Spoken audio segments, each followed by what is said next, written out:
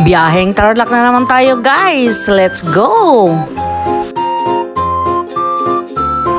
Ito po ang inaarkilahan po namin sa tuwing kami ay papuntang Tarlac, guys. Mas mura po kasi ito kung ikukumpara mo sa ibang service, guys. Ito po ang mga dadalhin po namin sa Tarlac, mga ceiling fan po na ikakabit po sa pinapagawang bahay po ng anak ko. Bali, 5 ceiling fan po yan, guys. Yung 2 na andun na po sa tuktok ng tricycle. Ito po yung 3. Yan naman po yung ikakabit po sa 2 kwarto po ng mga bata at saka yung isa sa sala. Road trip na naman po tayo.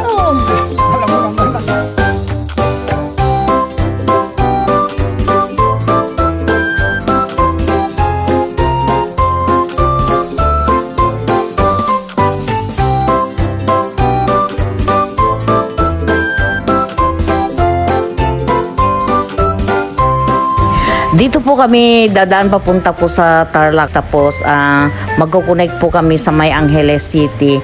Pwede rin naman pong dumaan po sa Mexico, kaya lang mas sanay po kaming dumaan po rito. Ito po yung kauna-unahan kong vlog po na bahay dito sa May San Fernando. At yung contractor po nito yung talaga naman na ma-appreciate ko po na magaling na contractor, guys, at talagang binabantayan po niya yung trabaho niya para mapadali po ang paggawa po. At oo nga naman, yung bahay na yan up and down nagawa lang po sa loob ng 2 buwan. Time check po, 6:30 na po ng umaga at ito po yung oras ng pag-alis po namin dito sa May Panipuan. Malamang, guys, sa loob ng 1 oras o kaya 45 minutes na andun na po kami sa Tarlac. Ganun lang po kabilis ang biyahe. Yan, lalo na kung wala pong traffic. Ang dami-dami po kami nasasalubong na mga nagdi-jogging po ngayon. Ito po siguro ang tinatawag nilang samahan dito po sa may barangay po namin.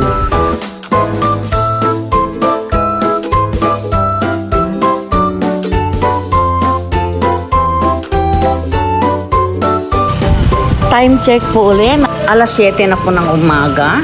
Andito na po kami sa may barangay Tabon, guys. At sa ulado ko na po itong lugar na ito sa pabalik-balik naming pagpunta po rito sa may ito po ang provincial road, guys. At dito po nadaan yung mga malalaking bus po na papunta sa iba't ibang probinsya. Ayan. Ganito pa po kalawak yung mga lupa po dito na pwedeng pagtamnan po ng mga palay, ganyan po, mais, at tabako, ganyan po yung mga pwede pong mapagkakakitaan, tubo. Ito pong lugar na ito, guys, ay ano po nung araw, tubigan, kumbaga parang ilog po yata yun. Ngayon, nung pumutok po ang pinatubo noong 1990, nagbalik po sa anyong lupa, guys, at nabalutan po ito ng mga asphalt. Ayan. Base lamang po ito sa nabasa ko po sa ating Google.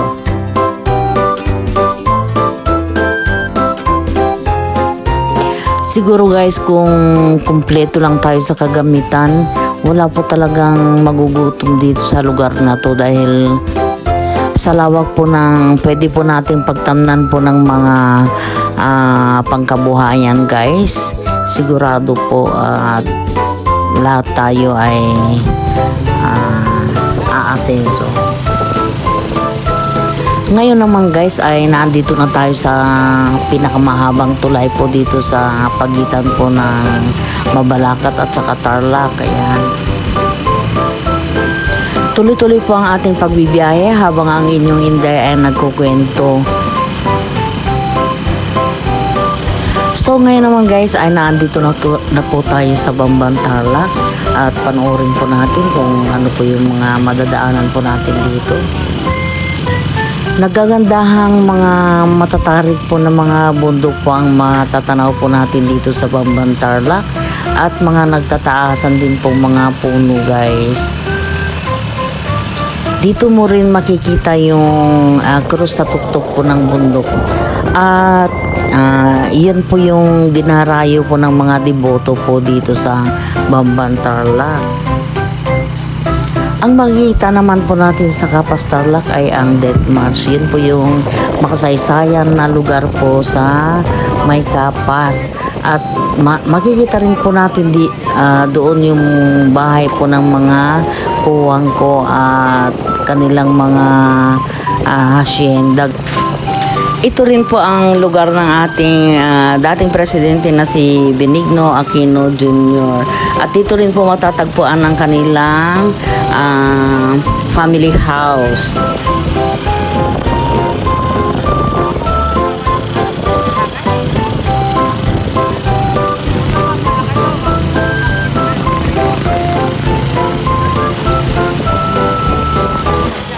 Wish ko lang guys na pagdating ng araw ay mapasyalan ko rin po yung mga makasaysayang bahay at mga simbahan po dito sa may Tarlac. Ito naman po ang katabi po ng Brentwood Residences guys, kung saan kami nagpapagawa ng bahay. At eto sa wakas ay nakarating na rin po kami. Mga ilang dipa na lang po. Ang bilis pong lumaki itong mga palay guys. Isang buwan pa lang po mula po nung namasyal po kami ulit dito. Ito, mga ilang buwan na lang po ay pwede na pong anihin ito. So ngayon guys ay papasok na po kami sa subdivision at sa wakas ay masisilayan na rin po natin kung ano na po yung mga natapos po doon.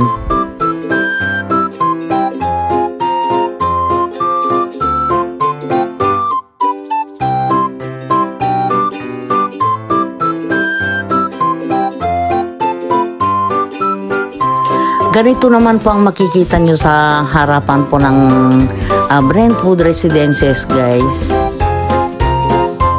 Ongoing pa rin po ang construction po dito sa may Brentwood Residences guys, at kaya naman po marami pa pong mga nagkalat po ng mga bakal po dyan na gagamitin po para sa paggawa uli ng mga buildings guys.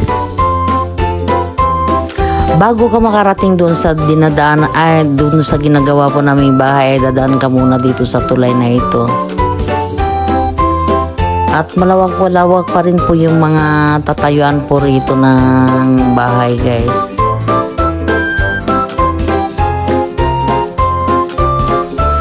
Ang gagawin namin guys pagka tapos po naming ibaba po yung mga dadalhin namin na mga ceiling fan guys, at mga kangkong naman po kami kasi ang dami-dami pong mga kangkong dito. Akala ko ba tapos na? Yan. Parating na yung may-ari sa sa September 4. Asa siya na yari na. Oh.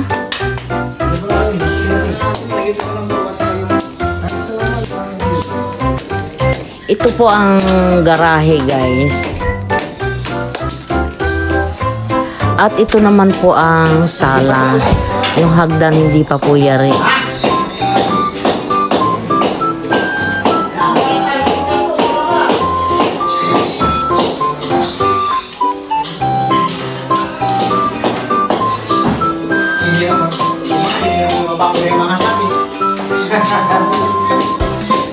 Dumako naman po tayo dito sa may kusina.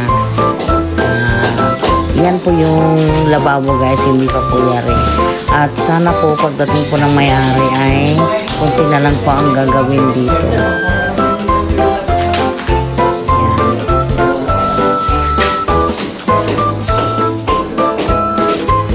Lumabas po muna tayo. Papakita ko po sa inyo yung sampayan po dito. Ito naman po ang sampayan dito po sa may likod. Babakuran din po yung pagitan na nila ng kapitbahay. Ayan. Magkakaroon din po ng bakod dyan. Baka kapasok kayang ano dito? Baka kadaan kaya yung washing machine dito kung sakasakali? Dito? Oo. Ayun, malaki ano. Oo. Tataas mo lang po dito. Bubuhatin na lang. Kung babakuran pa ito, itataas pa.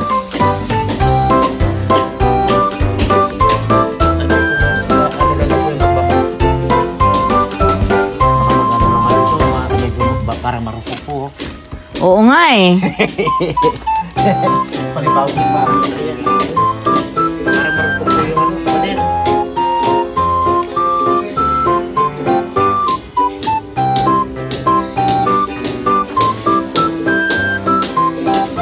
Medyo... Ayun mo po sa taas. Ha? Ayun mo po sa taas. Sana matapos ito hanggang sa ano, sa susunod na, sa pagdating ng may-ari. Ito naman po ang toilet po dito sa ibaba. Ayun sa taas po. Ito si ano, Foreman. Ikaw si Foreman, no? Nasaan yung sino ba talaga ang tunay na Foreman? Makain po. Makain tayo. Oy, teka. Dapat ito sa ano yan, sa maayos na lagayan yung mga yan, ha? Ilalagay ko sa taas para ano. O, ilagay na lang sa itas, huwag dyan. Kasi walang. Tingnan nyo. Nasaan yung mga ano, nasaan yung mga dinala namin nung una? Again po, Oo, paki ano na lang ho. Taas daw. Tingnan mo lang po. Ay, ay, ay. Ano ito, buhos? Buhos din ang gagawin dito sa hagdanan? Kahoy na lang po yan. Alam ko ang usapan dito, buhos eh.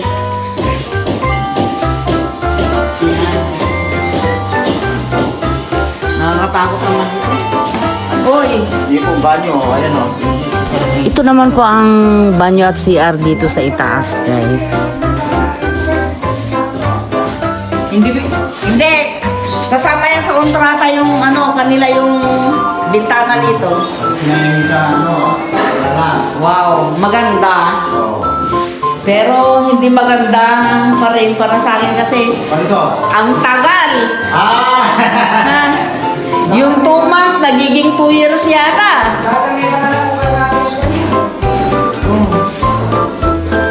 Ang ganda po ng view dito sa may itaas, guys, sa may bintana. Wala naman kayong kasalanan dyan.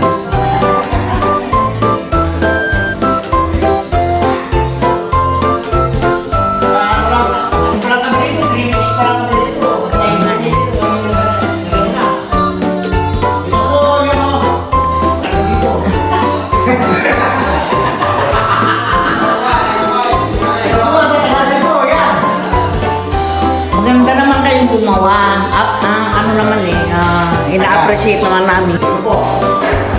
Maganda naman po ang pagkakapintura, guys. Maganda pero matagal.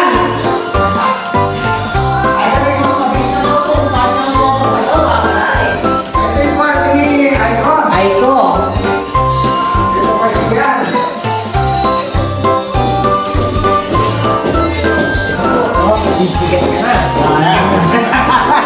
Magaling na yung mga trabahador. Mabagal lang.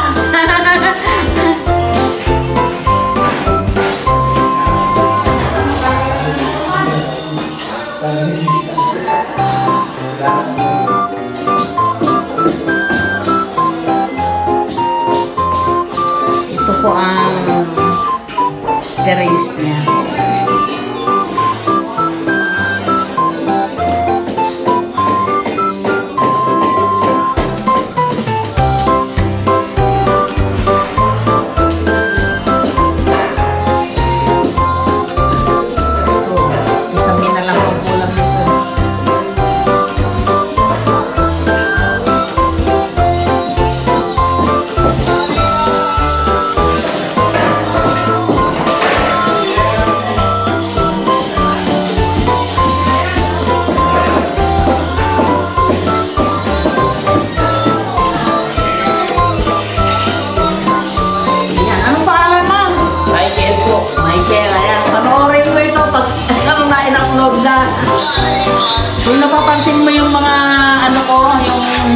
ko dito sa construction.